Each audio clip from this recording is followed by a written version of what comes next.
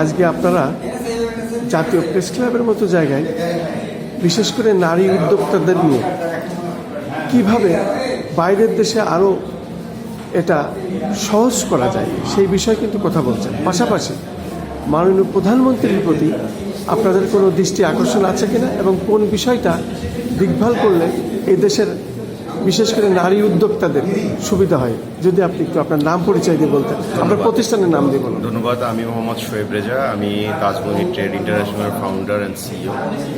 তো মেইনত এইটা সরকারের দৃষ্টিগোচর যেহেতু হয়, সেজন্য আমাদের এই জাতীয় প্রেস ক্লাবের মতো একটা জায়গায় এই আয়োজনটা করা, তো যাতে বিশেষ করে নারী উদ্যোক্তা আসলে পিছিয়ে তো নাই, বরঞ্চ অনেক আগান।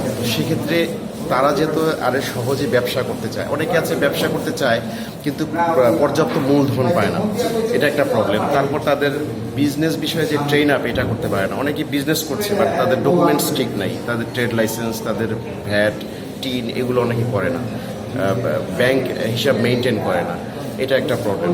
তো সেক্ষেত্রে এইগুলোর বিষয়ে ট্রেন আপ করে এবং সরকার যাতে আরও সহজলভ্যভাবে তাদের কিছু লোন, ঋণের সুবিধা দিতে পারে, তাহলে নারীদের তো আরও বেশি ইন্সপায়ার্ড হবে কাজ করার জন্য। এবং এটা শুধু আমরা এই মেলাটা আয়োজন করছি লন্ডনে, ইনশাল্লাহ ভবিষ্যতে আরও বিভিন্ন কান্ট্রিতে আমাদের করার ইচ্ছা আছে। সেক্ষেত্রে তাদের ভিসা জটিলতা যাতে না থাকে, সরকার সেক্ষেত্রে আন্তরিক থাকতে হবে, তাহলে কিন্তু অনেক নারী উদ্যোক্তা আরও বেশি পরিমাণে তারা ইন্সপায়ার্ড হবে, উৎসাহ হবে।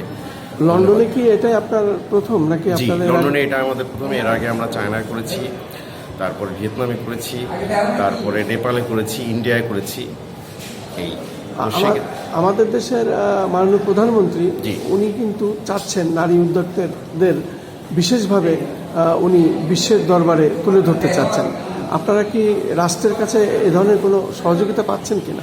জি, আমরা পাচ্ছি। আমাদের বর্তমান যে প্রধানমন্ত্রী আসলে কি বলবে, সে খুবই নারী উদ্যোক্তা বান্ধব। অলরেডি সেটার প্রমাণ সে রেখেছেন বিভিন্নভাবে, আপনারা সেটা দেখেছেন। সামনে আরও আশা রাখি, সামনে আরও অনুকূল পরিবেশ তৈরি হবে নারী উদ্যোক্তার জন্য। তো সেক্ষেত্রে আমি শুধু নারী উদ্যোক্তার কথাই বলবো না, অনেক পুরুষ আছে যারা জব করছে, জব করে আসলে তাদের পরিবারকে ওইভাবে সাপোর্ট দিতে পারছে না। সেক্ষেত্রে তারা যদি জবের পাশাপাশি অনেকে বিজনেস করতে চাচ্ছে, তাদেরকেও এই আওতায় আনার আমাদের একটা চিন্তাভাবনা আছে। ইভেন আমার যেই বিজনেস, অনেকে নারীরাই বিজনেস করছে, বাট বিজনেস করতে পারে যখন দেখে তার ওয়াইফ খুব ভালো কিছু করছে, সাথে সাথে তার হাজব্যান্ডটাও তার ওয়াইফকে সহযোগিতা করতে করতে এই বিজনেসে ইনভলভ হয়ে যাচ্ছে। তো সার্বিক দিক দিয়ে উদ্যোক্তা বাড়াতে হবে, এটা হচ্ছে মেইন থিম। তো উদ্যোক্তা বাড়ানোর জন্য সরকারকে এগিয়ে আসতে হবে এবং সরকার যথেষ্ট আন্তরিক আমি মনে করি, এবং তার প্রমাণ তারা রাখছে। আপনাকে অনেক অনেক ধন্যবাদ আমাদের এই সংক্ষিপ্ত সাক্ষাৎ দেওয়ার জন্য।